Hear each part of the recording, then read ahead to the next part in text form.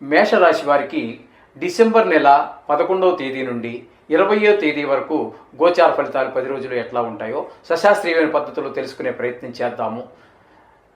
మేషరాశి వారికి యథార్థానికి గురుడు ద్వితీయ స్థానంలో సంచారం చేస్తున్నప్పటికీ వక్రగతిలో ఉన్న కారణంగా జన్మల్లో గురువుగా మనం పరిగణనలోకి తీసుకోవాల్సి ఉంటుంది.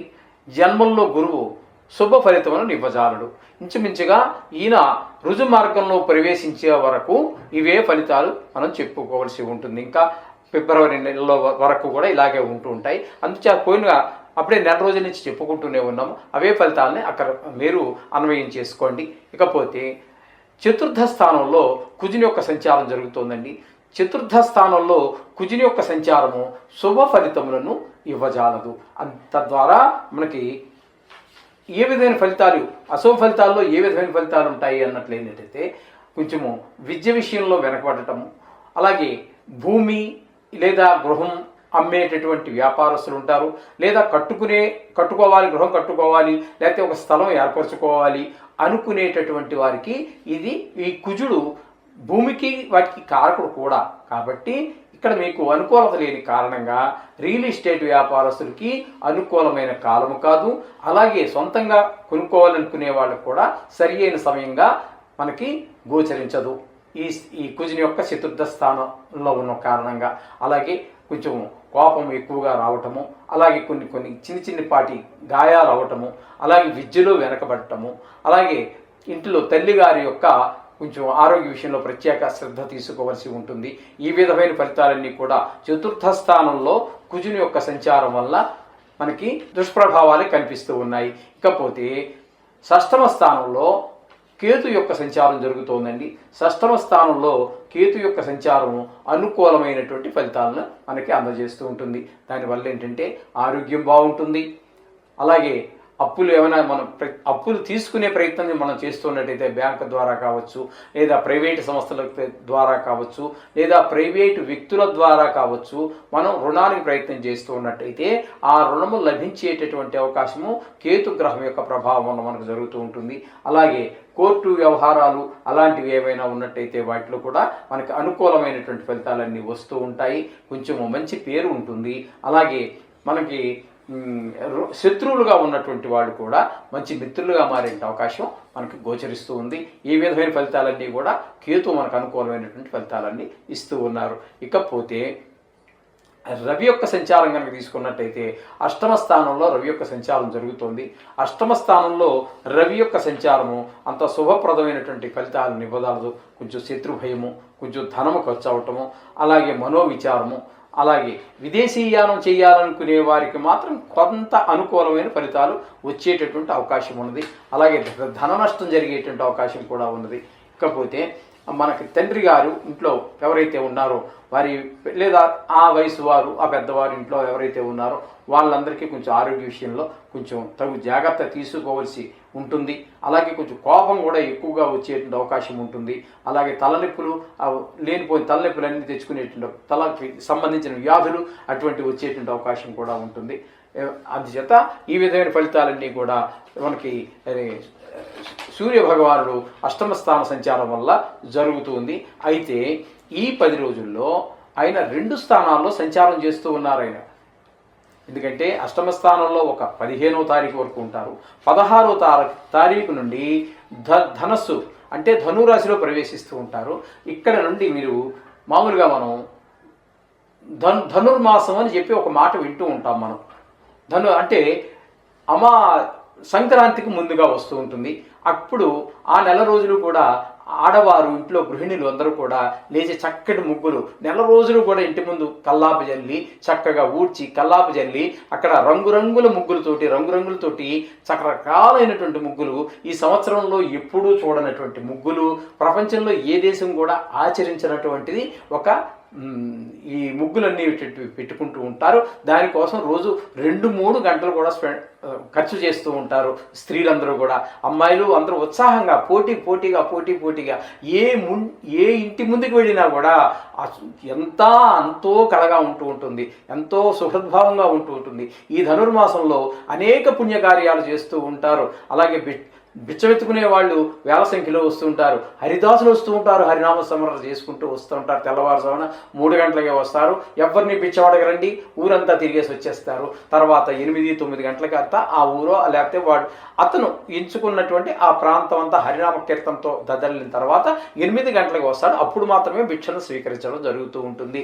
అలాగే గంగిరెద్దులు వాళ్ళు నందీశ్వరుణ్ణి సాక్షాత్తు తీసుకుని వచ్చి ఇంటింటికి తిరిగి ఆటలు ఆడించడం పొద్దున సాయంత్రం దాకా చూస్తూ ఉంటాము. అనేక రకాల పిల్లల కోలాహలం, అలాగే అనేక రకాలైనటువంటి ఆహ్లాదకరం.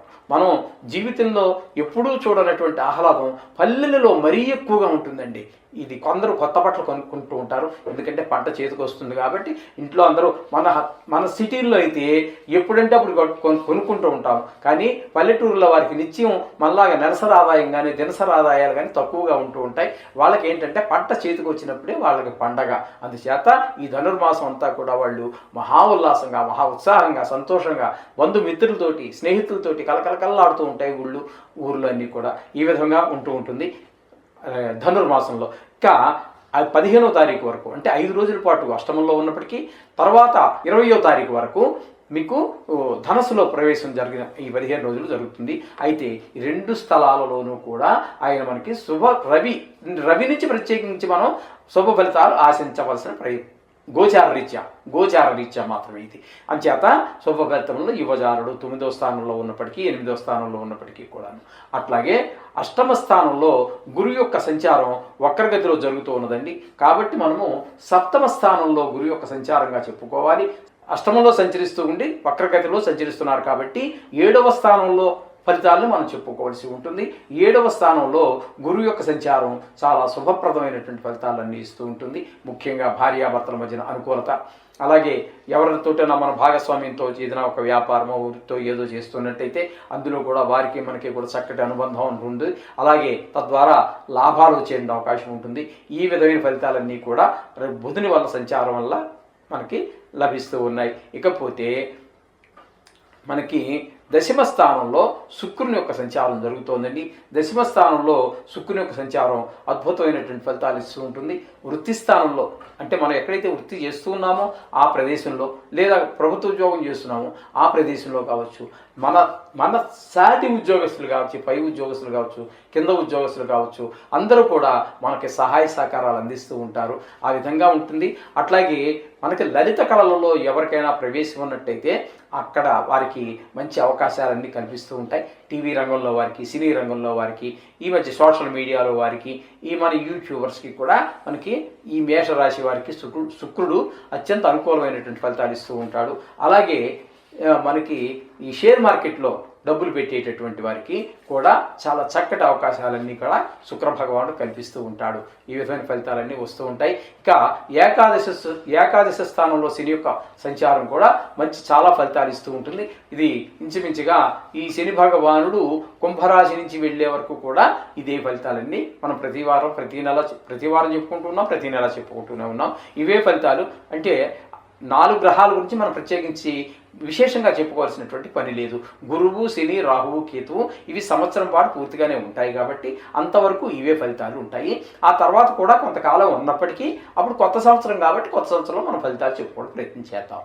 ఈ విధంగా 11వ స్థానంలో శని యొక్క సంచారం కూడా మనకి లాభము, అంటే అన్నింటిలో ఏది పట్టుకుంటే మీరు ఏ విషయం, చదువు విషయం కావచ్చు, వ్యాపారం కావచ్చు, వృత్తి కావచ్చు, లేదా ఏ విషయంలో మీరు ప్రయత్నం చేస్తున్నా మీరు అది ఆదాయం పెంచుకోవడానికి, అది సంపాదన కోసం మీరు ఏ పని చేసినప్పటికీ కూడా బాగుంటుంది. అలాగే ఆరోగ్య విషయంలో కూడా అనేక రకాలైనటువంటి లాభాలు కలుగుతూ ఉంటాయి. అలాగే మీరు ఏ వ్యవహారం మీరు చేస్తున్నప్పటికీ కూడా ఆ వ్యవహారంలో మంచి ఫలితాలన్నీ కూడా మీరు పొందగలుగుతారు ఈ మేషరాశి వారు. అలాగే వ్యయ స్థానంలో రాహు కొంచెం అనుకూలమైన ఫలితాలు ఇవ్వదండి, మనం చెప్పుకుంటూ ఉన్నాం కదా. అలాగే డబ్బులు ఖర్చు అవ్వటం ఎక్కువగా ఉంటూ ఉంటుంది. అలాగే కొంచెము మనోవిచారం కలుగుతూ ఉంటుంది. విదేశీయానం వెళ్ళే వాళ్ళకి మాత్రం కొంచెం అనుకూలమైనటువంటి ఫలితాలని ఈ రాహు కల్పిస్తూ ఉంటాడు. అలాగే కొంచెము ఇబ్బంది ఏంటంటే విషక్రిముల ద్వారా, అంటే తేళ్ళు, జర్రులు, పాములు ఇట్లాంటి వాటి ద్వారా కూడా కొంత జాగ్రత్తగా ఉండవలసిన అవసరాన్ని రాహు వ్యయస్థానం నుండి సూచిస్తూ ఉన్నాడు. ఈ విధమైన ఫలితాలన్నీ మనకి మేషరాశి వారికి సూచిస్తూ ఉన్నాయి. అయితే కొన్ని అనుకూలతలు, కొన్ని ప్రత్యేకతలు ఉండడం మామూలే, మనం చెప్పుకుంటూనే ఉన్నాం, ప్రతిసారి చెప్పుకుంటూనే ఉన్నాం. మొత్తం మీద ఇవి కేవలం గోచార ఫలితాలే, రాశిగత ఫలితాలు అంటాము వీటిని, వ్యక్తిగత ఫలితాలు కాదు. అది జాతకంలో తెలుస్తుంది. దానికి దీన్ని అనుసంధానం చేసుకోండి, కంగారు పడక్కర్లేదు. దేనికి మీరు కంగారు పడక్కర్లేదండి. మీరు రోజు చేసేటటువంటి పూజలు, ఇది 10 రోజుల ఫలితాలు ఇవి. అందుచేత మీరు రోజు చేసేటటువంటి పూజలో భాగంగా నవగ్రహాలు కానీ, నవగ్రహాలకు సంబంధించి ఏది ఉన్నా కూడా దానికి మీరు ఆ పూజలో 1-2 నిమిషాలు కేటాయించి చేసుకున్నట్టయితే మీ పరిస్థితులు గోచార రీత్యా వచ్చేటటువంటి ఫలితాలు, దుష్ఫలితాలు ఏవైతే ఉన్నాయో అవన్నీ తొలుగుతాయి. మంచిగా ఉండేటటువంటి గ్రహాల యొక్క ఫలితం మరింత అనుకూలంగా మీకు మారుతుంది. అంతా మంచి జరుగుతుంది. శుభం భూయాత్.